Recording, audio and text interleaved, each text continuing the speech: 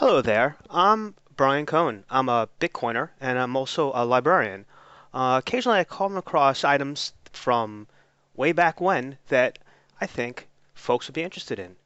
This one comes from Chronicling America, and the newspaper was the Ogden Standard. It is from Saturday, September 25th, 1915, and it's called Is the Mexican Nation Locoed by a Peculiar Weed? And the I will actually just jump to the conclusion before I read this article, and it basically said that that people were smoking so much pot that this gave them the courage that they were about to annex the entirety of the United States. Okay, let's start. Deadly marijuana rolled in cigarettes becomes the curse of Southern Republic and may account for the bravery of greaser bandits who defy the United States. The insanity of the Queen Carlotta is accounted for in the familiar historical legend of the poison tea. General Villa tells the United States it can go to hell.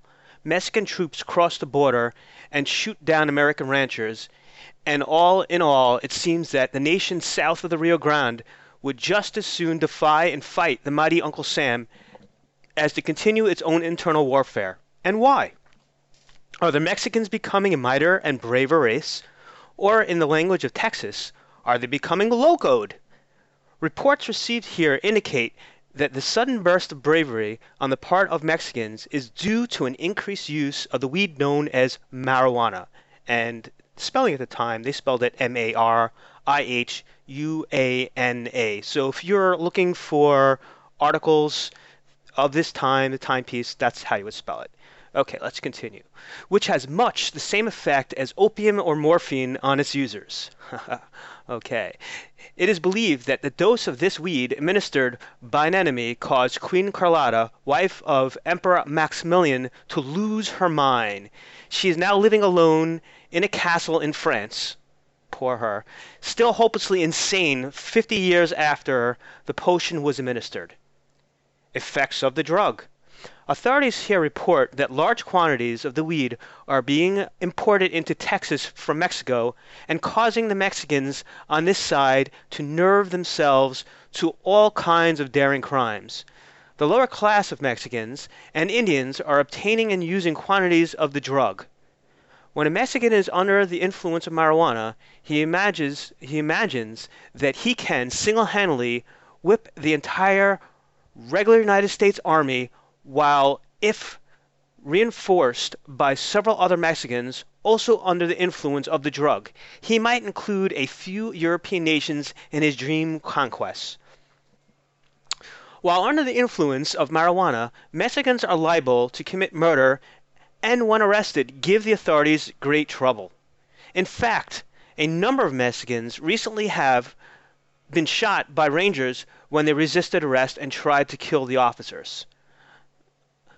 In El Paso, the devotees of the alluring drug are so numerous and such menace to law and order that an ordinance recently was passed by the city council making it unlawful for any person, firm, or corporation or association of persons to sell, barter, exchange, or give away or have in his or their possession any marijuana or Indian hemp.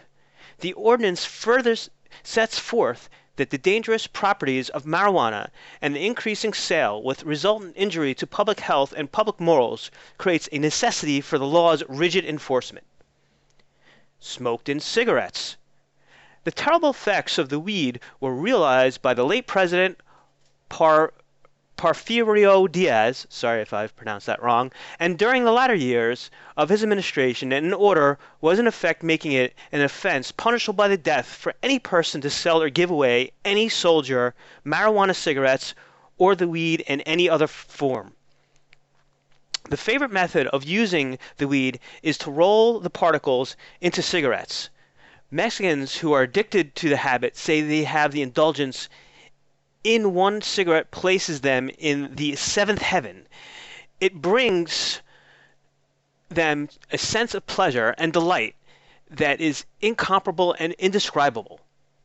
If a limit of one cigarette were set, no great lasting harm might come to the indulger, but in order to keep up the feeling of elation, another and perhaps another of the paper-wrapped poison is consumed until the victim is in a state of wild frenzy. When in this condition, he often goes on a rampage that brings death to whoever crosses his path. The period of temporary insanity lasts for several hours and is followed by the victim falling into a deep sleep that lasts 24 hours or more. Well, that's some strong Mexican hashish. Okay. He awakes with no knowledge of what has transpired while the full effects of the drug were upon him. It takes only a few months of constant indulgence in the cigarette habit to bring permanent insanity. It is stated that marijuana weeds grows profusely over a large area of Mexico, and that it is found in considerable quantities on the Texas side of the Rio Grande River. In some districts, it is a menace to livestock. The animals quickly learn to like the weed, and once they have obtained a taste for it, they'll eat nothing else. It brings to them in a short time. Really, a local weed. In fact, the marijuana seems to be nothing less than the local weed that causes insanity to both men and beast. If the devastation of the drug is so great on this side of the Rio Grande, with our jails filled with men who have committed crimes while under the influence of the drug, and with our insane asylums filled with those who have lost their minds through the use of marijuana, imagine the terrible effect of its indulgence on the people of Mexico, and then ask the question, where do the Mexican bandits get their nerve to commit their attacks on Americans, and where do leaders summon the courage to defy the government at Washington? I wonder. Then think of poor Queen Carlotta in her castle in France, with the doors of her mind closed forever, the light of understanding, apparently from overdose of the drug administered in the form of tea by one of the enemies of her husband Maximilian. The poor queen in her castle has been for 50 years and more awaiting death. Last year, when Germans invaded France, they placed signs on this lone castle warning that anyone who disturbed the Mad Queen, as she's called, would be subject to severe punishment.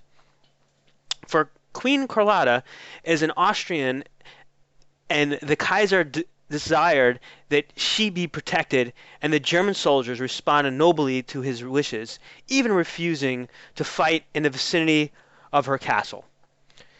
History of a Queen. The story of Queen Carlotta's insanity is one of the saddest in all of history, and her fate is even worse than that of her husband, who was shot to death at the direction of the French. As retribution for this deed, they have given the queen the castle in the northern part of their domain, and have maintained her for 50 years or more at their expense. Here are the events that led to Maximilian's regency in Mexico, his tragic and insanity of his queen. Okay, I think I got this. Yes. In 1861, the liberals and conservatives in Mexico, while in the midst of one of those revolutions such as we have at the present day 1915, seized on the property of foreigners. In consequence, the Great Britain, France, and Spain concluded a triple alliance at London with a view of forcing Mexico to pay indemnities. In December 1861, a force of Triple Alliance landed at Veracruz and occupied it without resistance, the Mexican troops having evacuated after a successful conquest of many states. It became apparent that the Emperor Napoleon III intended to interfere with the government of Mexico and perhaps establish a monarchy. The British and Spanish troops thereupon were withdrawn, and the remainder of the conquest was left to the French troops. On June 10, 1863, French troops under General Faure entered the city of Mexico after it had been evacuated by the President Juarez and his Republican troops. General Faure established a junta of 35 Mexican citizens and permitted them to establish an assembly of notables which decreed that Mexico in the future would be an empire with the Roman Catholic prince as sovereign to bear the title of emperor. The crown thereupon was offered to Archduke Maximilian of Austria of the imperial house of Habsburg.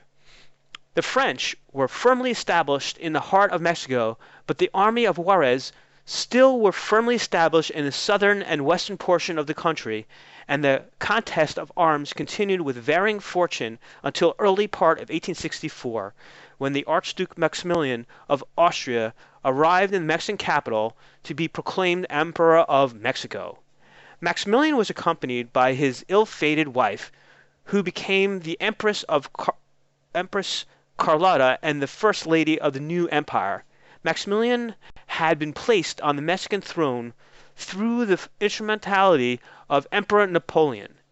The year 1864 was an eventful one in the history of Mexico. The French captured the city of Matamoros, and the whole Mexican army was forced to surrender and become prisoners of war. However, when the Civil War in the United States closed, the vitality of Maximilian Empire declined. Let's try to read that again. However, when the Civil War in the United States closed, the vitality of the Maximilian Empire declined. The United States, because of its internal affairs, was unable to act before, but when peace was restored, the Monroe Doctrine was cited and the French were invited to leave Mexico. The French thereupon evacuated the country, leaving Maximilian and his imperialist followers to defend themselves against the Juarists. Maximilian remained, despite the warning of Napoleon III to leave the country. In May 1876, Juarists captured Maximilian and two of his generals and were shot to death on June 19th. But before the death of Maximilian, the Mexicans had taken revenge upon his queen. Several of her servitors are said to have given her tea which contained the deadly marijuana. The portion was so strong that she soon lost her mind. So marijuana is more deadly today than it was in the time of Queen Carlotta of the Carlotta, for the Mexicans now are using it in cigarettes, and with each cigarette, the desire to take the United States and annex it to Mexico seems to become stronger. And that's why I'm bringing this piece to you here today. It is unbelievable that is saying this.